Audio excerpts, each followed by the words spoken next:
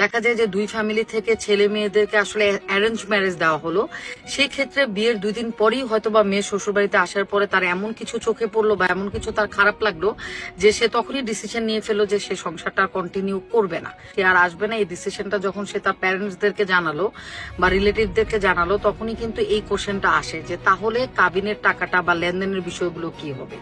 এখানে কিন্তু মেয়ের বাড়িতে মেয়ের লেনদেন বলতে আমরা শুধুমাত্র আমি কাবিনের টাকাটাকেই মিন করছি, কারণ ইসলামী শরিয়াতে বাংলাদেশের আইনে বা বাংলাদেশের প্রচলিত আইনে কোনো জায়গায় কাবিনের টাকা ছাড়া অন্য কোনো লেনদেন মানেই কিন্তু যৌতুক। সো যৌতুকের কথাটা আমি এখানে মেনশন করছি না, আমি শুধু লেনদেন বলতে আমি কাবিনের টাকাটাই বুঝাচ্ছি। যদি মেয়ে বিয়ের পরে একদিনও সংসার করে স্বামীর সংসারে বা স্বামীর ঘরে, তাহলে সে কিন্তু কাবিনের পুরো টাকাটাই ক্লেম করতে পারবে এবং তার কিন্তু পুরো টাকাটাই তাকে দিতে হবে।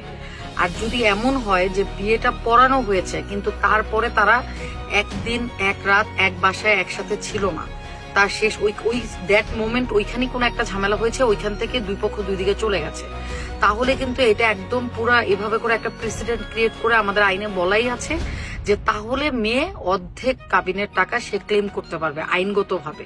কিন্তু একদিনও যদি সে শ্বশুরবাড়িতে থাকে স্বামীর সংসারে থাকে সে পুরো টাকাটাই ক্লেম করতে পারবে। এখন আরেকটা কোশ্চেনে আসি, যেটা প্রায় সময় আমাদেরকে ছেলে পক্ষ থেকে আমাদেরকে ফোন দেওয়া হয় এবং ছেলে পক্ষের ফ্যামিলির রিলেটিভরা আমার কাছ থেকে জানতে চায় যে বিয়ের 2-3 মাস পরেই তো মেয়ে গিয়ে আমাদের ছেলেকে বা আমার ভাইকে ডিভোর্স দিয়ে দিল, এখন আমরা তো বিয়ের সময় অনেক স্বর্ণ দিয়েছিলাম, গোল্ড দিয়েছিলাম, সেটার কি হবে? এই প্রশ্নটার একদম সিম্পল এক লাইনে একটা উত্তর আছে, সেটা হচ্ছে আপনি বা আপনারা আপনার ছেলেকে বা ভাইকে বিয়ে দেওয়ার সময় আপনি ওই মেয়েটাকে যে গোল্ড গুলো দিয়েছেন, যে ভ্যালুয়েবল জিনিসগুলো দিয়েছেন, সেটা আসলে আপনি কি হিসেবে দিয়েছেন? আপনি গিফট হিসেবে দিয়েছেন। গিফটের বাংলা কি? দান। সো কোনো কিছু যদি কাউকে কখনো দান করে দেওয়া হয় সে জিনিস তো আর ফেরত পাওয়া যায় না, আর দানের জিনিস কখনো ক্লেম করতেও হয় না।